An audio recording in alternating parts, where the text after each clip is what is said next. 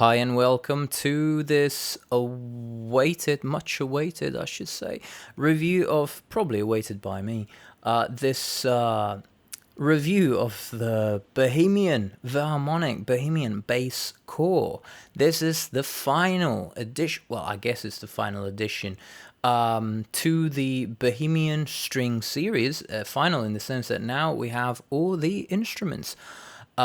We've got the violin, we had the cello, we got the viola, and at last we've got a beautiful, meaty, fat, just fat, buttery bass.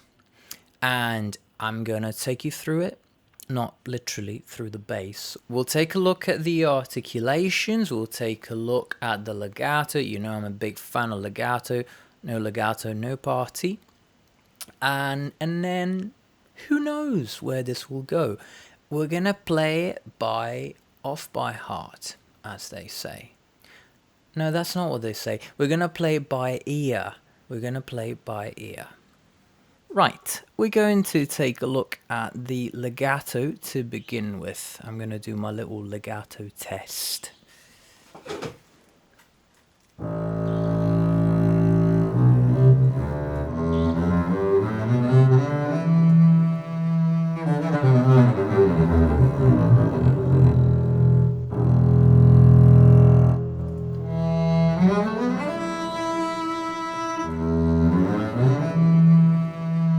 Absolutely on par with the other Bohemian instruments.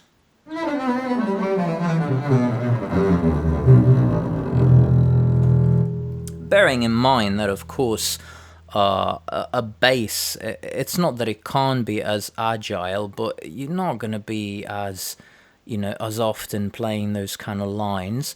But if you wanted to, with this instrument, you clearly can. Let's go for something a little bit more melodic, shall we?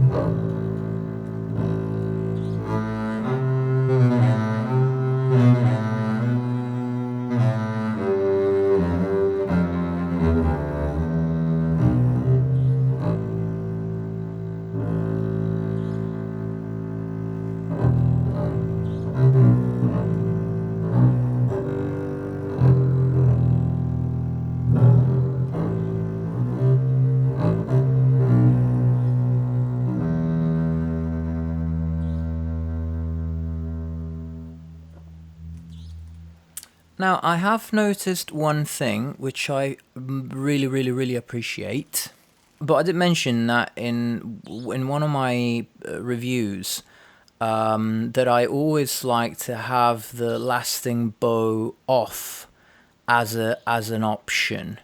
Not the lasting bow, sorry, the auto rebow. I like to have it off. And in the early instruments, either the violin and the cello, you have to actively go and turn it off. What I noticed is, I think as early as the viola, don't quote me on that, but with the bass, it's already off to begin with. If you just play a note,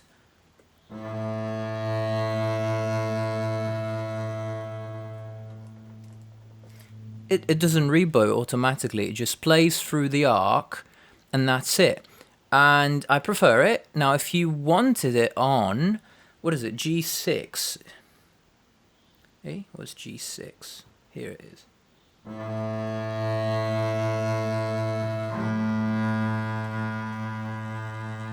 There you go. Did you see that? And now, so you have to press it, and now it's on. I like it off, so I'm gonna turn it off. Lasting bow, all of these, I won't go through them. They behave in exactly the same way as the other instruments.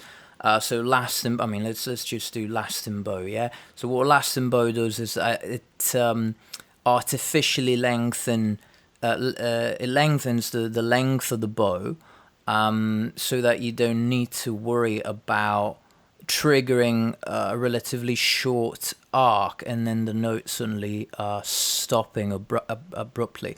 So basically F sharp 6.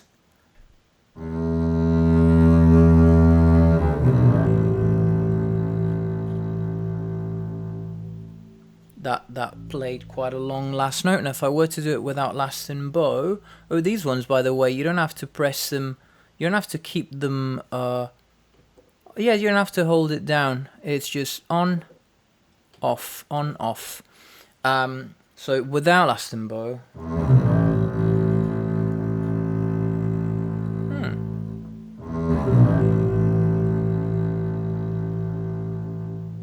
Interesting.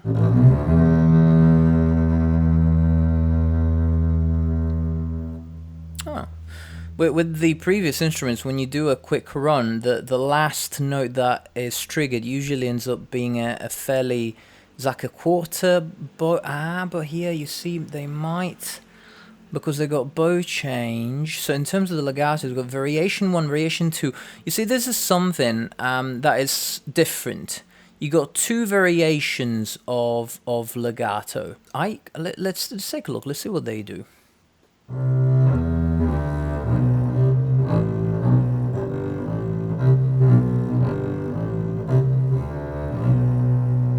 Now let's try variation 2. That's the A4.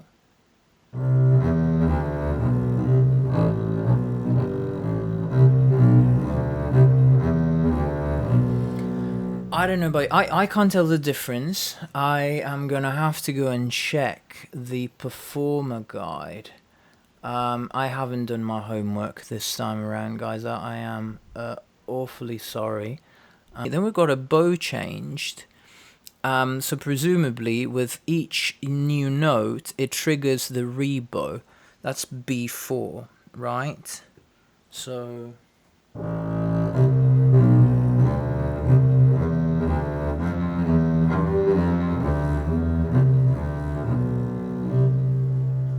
yeah, you see that you got up bow, down bow with that one. Now if you do the standard one, it won't necessarily do a rebow. It depends on, as with the other instruments, if you leave a bit of a gap in between the notes, it does that. But if you don't leave as much of a gap, like in fast passages, you see on bow legato, which is what some people called fingered legato, I guess, or slurred legato. I'm not sure if the terminology, I was never too sure about the difference between a slurred and a fingered legato, but basically you're not moving the bow. So within one bow, you basically get a few different notes, yeah? Now let's take a look at the arcs, the mid arc, sustain, the longs, yeah, because they're quite beautiful.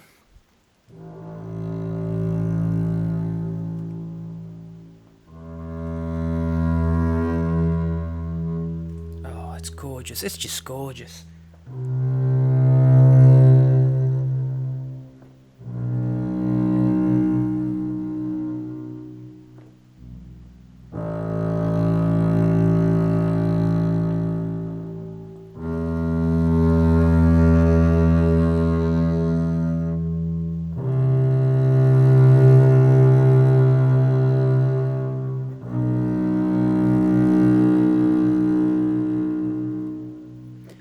This is interesting because the arc in the Bohemian Cello was always longer, but here it seems to be the other way around. The only difference is that the mid arc, the dynamic arc, basically, the mid arc goes from piano to forte faster than the arc. The arc has got a slower, it's a slower arc, not in the sense of the length, but in the sense of how the dynamics increase. Let's check it out one more time. So that does a pianissimissimo to mezzo forte. Now if I were to change the velocity to higher velocity, was a mezzo piano to fortissimo.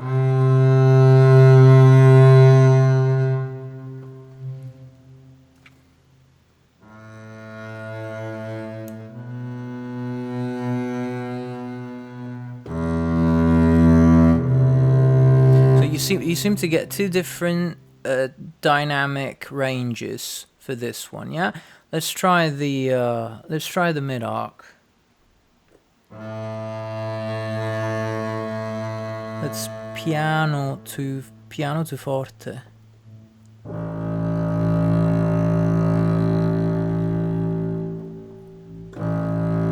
And mezzo forte to fortissimo. So it's slightly different dynamics, you see? Okay. Let's check the sustains.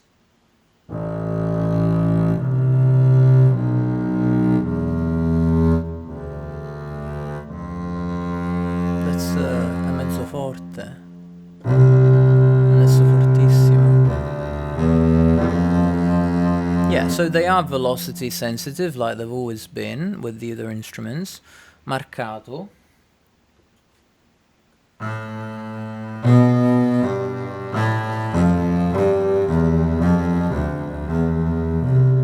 Marcato is reversed, obviously. Yeah, that's the point. That's what a marcato is. So it starts quite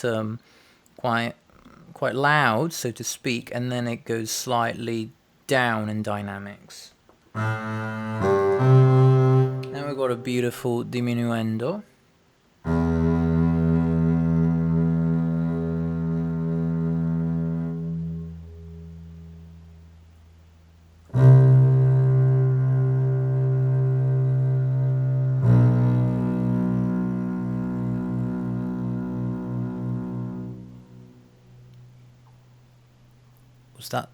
Was that a voice? I heard a voice. I kid you not, I heard a voice. Let's go again.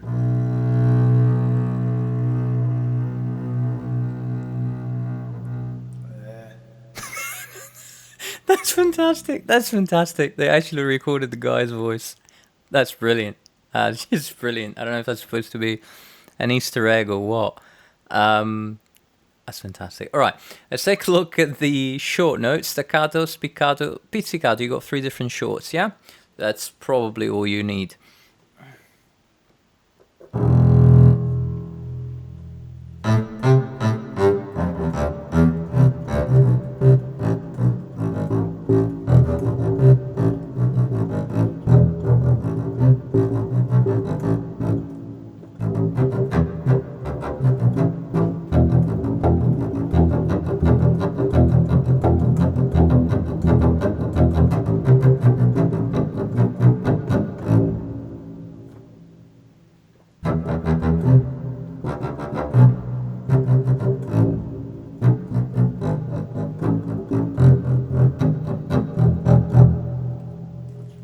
Nice. And then we've got the pizzicato.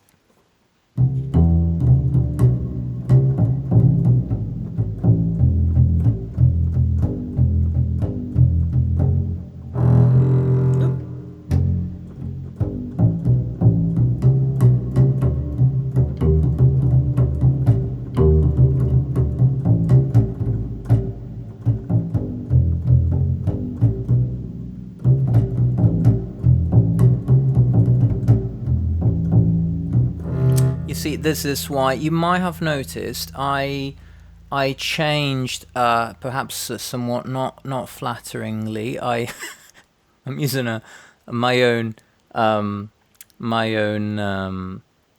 preset which I called bass not dumb because no, what I mean is I was finding it a bit hard to trigger the key changes.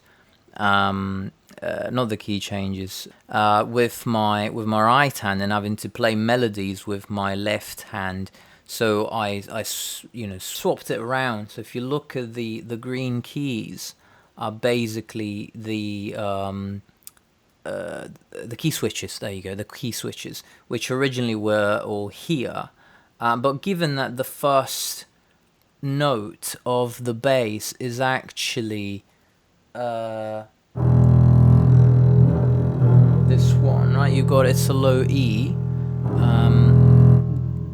I thought, why not just use the notes before that to put the most common articulations there, and that's how I was able to do those quick changes. Now, in terms of articulations, there you have it. The shorts, the longs, we've taken a look at the legatos.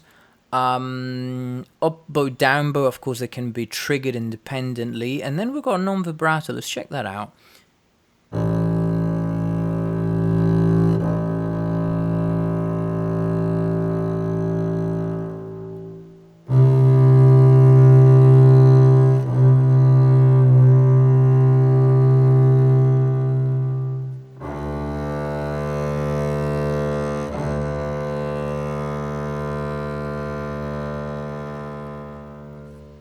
Interesting. It does a rebow in the middle, so it plays two arcs.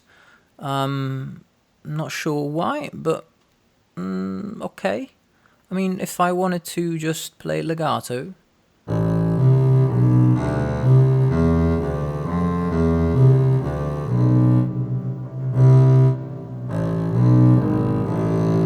guess you could do that. I'm not sure. I think it's playing legato, even though I thought, is it legato? It sounds legato. Yeah, it's okay. Okay. Now, this is it. Now they call this bass core. I think they're being very modest here because, I mean, Jesus Christ, most, I think, bass VSTs out there, you'd be lucky to get half of these articulations. But this is, I think to call it bass core is a bit of an understatement. That they're definitely selling themselves short. But this is brilliant. I mean, yes, of course, it doesn't have the plethora of articulations that you get with the other instruments, but it's still everything you could possibly need. Of course, you've got your reverb and space once again. You've got your fine control that changes the release delay. This allows you. Oh, I haven't actually tried the second one. It allows you to sometimes, if you're playing a very fast passage and the release is too slow, it's gonna get smudged. So you want to get it down to like tight. I haven't tried actually on the bass, but they all do this. Let me see.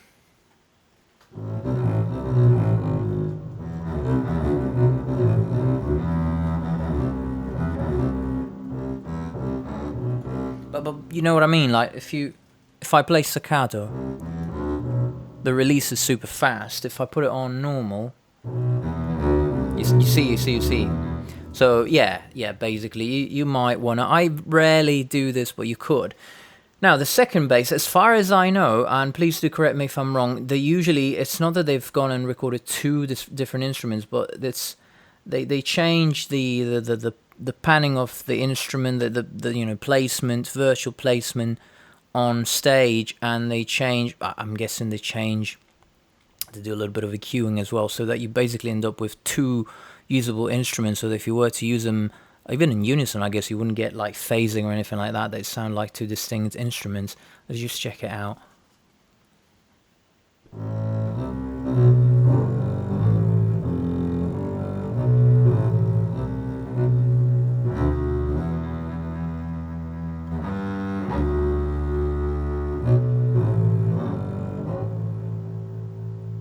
Yeah, they usually pan them slightly to the right with the second ones. I just prefer the first one, to be honest. I mean, the first one's supposed to be your main one. You got your performer guard here. Now, this one's got three different moods, as they call them, rather than the 5 moods that you usually get. And the moods, of course, will trigger. It's basically, I think, a different algorithm, if you can call it that, or a different, code.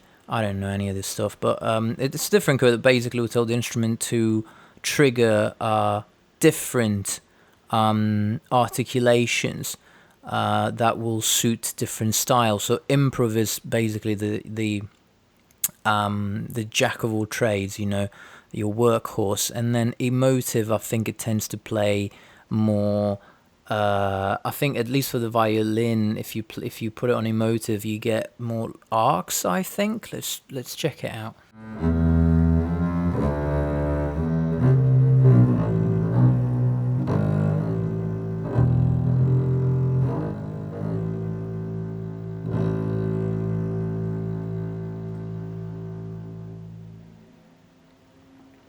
And the assertive, of course, you'll get marcato basically. In fact, I am a tit because if you go here, it will tell you.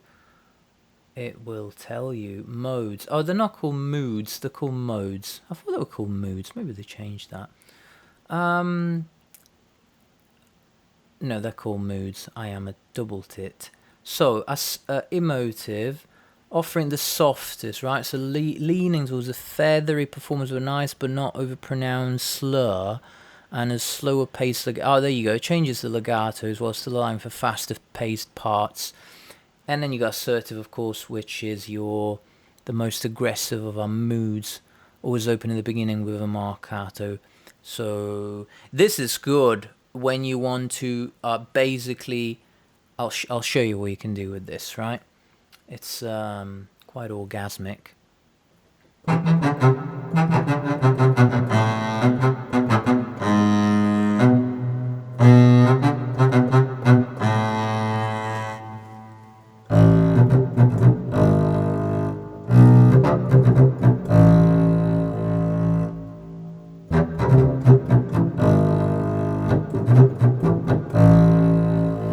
I mean, you have to practice a bit, but basically, if you check my other videos, also I think I did one for the prim cello. You can see what we can do with it. It allows you basically, instead of switching constantly between marcato and staccato or spiccato, marcato becomes your default articulation, and you just need to trigger the shorts, and then as soon as you release them, it will default back to a marcato. So for those kind of bouncy kind of phrases, it's perfect.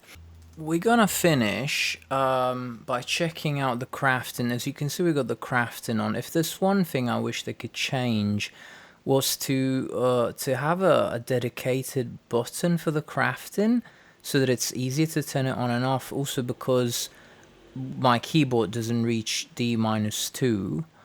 I suppose you could like transpose. It's just I never know what the transpose key button is for my keyboard. That's my problem, I suppose. So I always have to go and draw it in the piano roll. So anyway, I wish there was because I use it a lot, crafting. So I wish there was a quicker way to switch it. But crafting basically allows you to combine all of the articulations whilst retaining the legato, which otherwise I wouldn't do. If you force trigger an articulation like an arc, mid-arc, without crafting on, it'll do that, but it will not link up the notes, yeah? Whereas with this it can, which is brilliant. It gives you absolute control. So I'm just going to play something.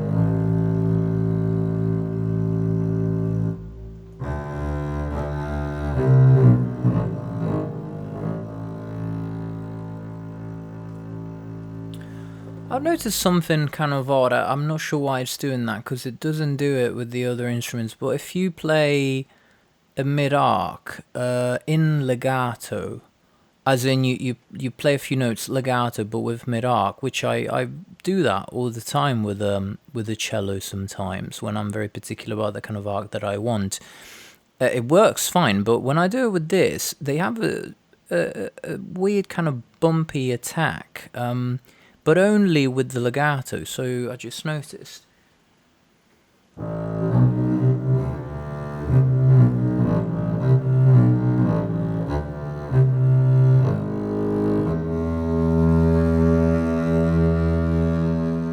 Which you will notice does not do with the sustain.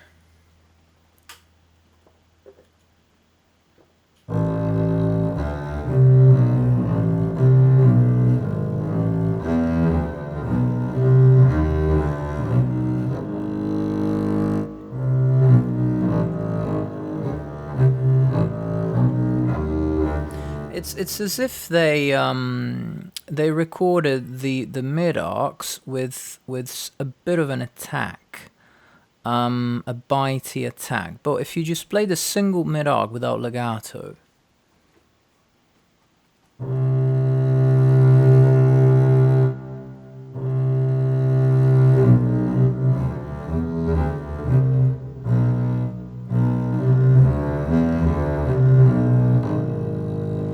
Yeah, it seems to do that. I don't know why. Suppose it doesn't matter. If you wanted that kind of smooth legato, either you don't force any articulation.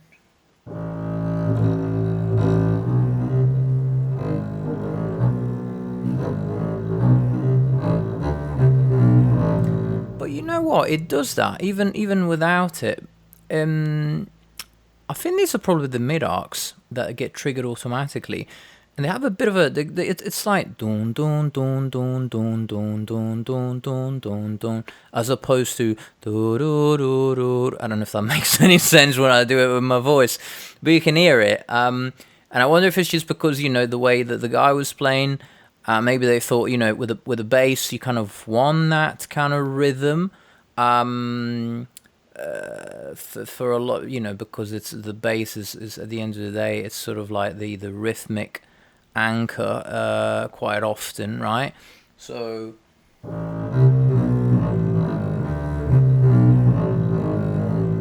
yeah, it's got a dum dum dum. But if you don't want that, I think this is good to know.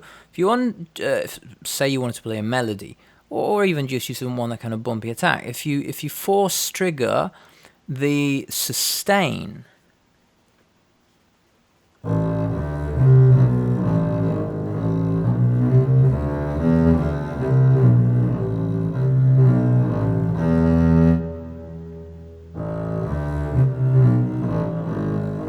Yeah, it's not about the dynamics, because you can see I was triggering a piano with the mid arc, but it was still bumpy. So yeah, you can use the sustain. The sustain seems to give you a smoother, much smoother attack. Well, or I don't know if you can say no attack, but a smoother attack. Anyway, I have probably I've gone a bit too far with this. I'm having too much of a good time. I lost a view, I'm sure many of you along the way. If you're still watching, thank you for watching. I will do I'll have a bit of fun with this, do more compositions.